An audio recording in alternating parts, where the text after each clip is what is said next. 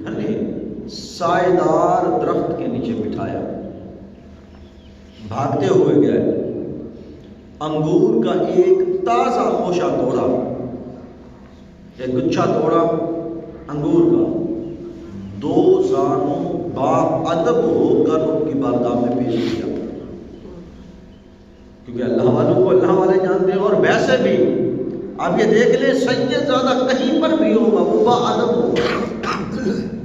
سید زادہ کی سب سے بڑی نشانی یہ ہے، سید جہاں بھی ہوگا با ادب ہوگا، اس میں ادب ضرور ہوگا، کہیں پر بھی چلے جائیں، ہو آپ نسلی سید زادہ، اصلی سید زادہ ہو، اپنے آپ کو کہلوانے والا نہ ہو، بلکہ حقیقت میں ہو۔ جو حقیقی سید ہوگا اس کے پاس احترام ضرور ہوگا۔ جب ابراہیم قندوزی نے دیکھا کہ 15 سال کا بچہ ہے اور ادب یہ ہے کہ تازہ انگور کا گچھا توڑا، 2 زانوں بیٹھ کے پیش کر رہا ہے، آپ کو یہ ادا پسند آئی تو انہوں نے خشک روٹی کا ایک ٹکڑا لیا، اپنے منہ میں چبایا اور پھر حضرت خواجہ معین الدین چشتی اجمیری رحمۃ اللہ تعالیٰ علیہ کے منہ میں رکھ دیا۔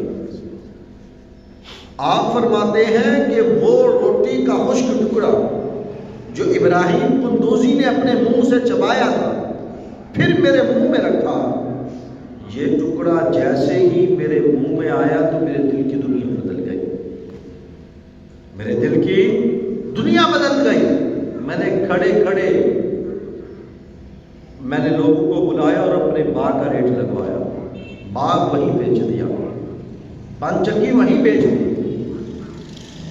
سارا مال فقراء میں تقسیم کر دیا۔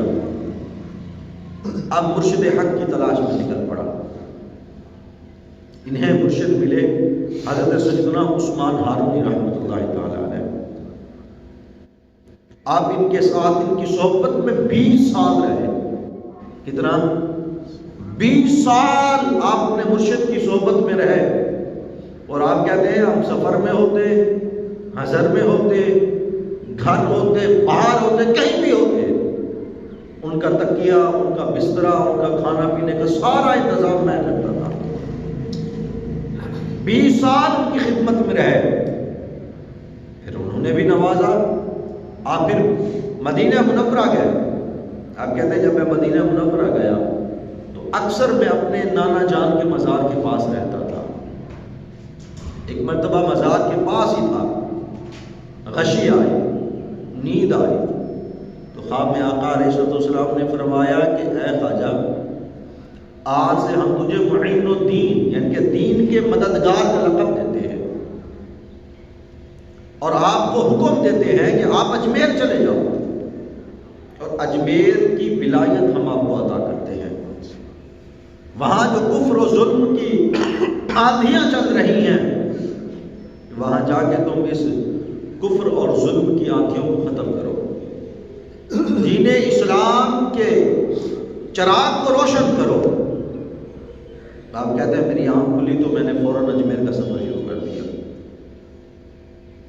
آپ جب وہاں مدینہ منورہ سے اجمیر کی طرف آنے لگے، پہلے ہندوستان، یہ پاکستان ہندوستان میں ہی شامل تھا، یہ بعد میں الگ ہوئے، پاک بھارت بنے، تو آپ وہاں سے آئے تو راستے میں آپ نے حضرت سیدنا داتا گنج بخش علی اجمیری رحمت اللہ تعالی علیہ کے مزار پر آ کر آپ نے 40 دن کا چلہ کاٹا۔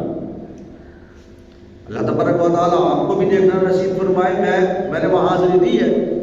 تو اب داتا صاحب کے مزار کے بالکل ہی ساتھ وہ کمرہ بنا ہوا ہے کہ جہاں پر خواجہ معین الدین چشتی اجمیری رحمۃ اللہ تعالیٰ علیہ نے چلہ کاٹا تھا، اور باقاعدہ وہاں لکھا ہوا بھی ہے یہ خواجہ معین الدین چشتی اجمیری کی چلہ گاہ ہے۔ جب آپ 40 دن وہاں رہے اور آپ نے داتا صاحب سے فیض حاصل کیا، پھر اس کے بعد آپ نے کہا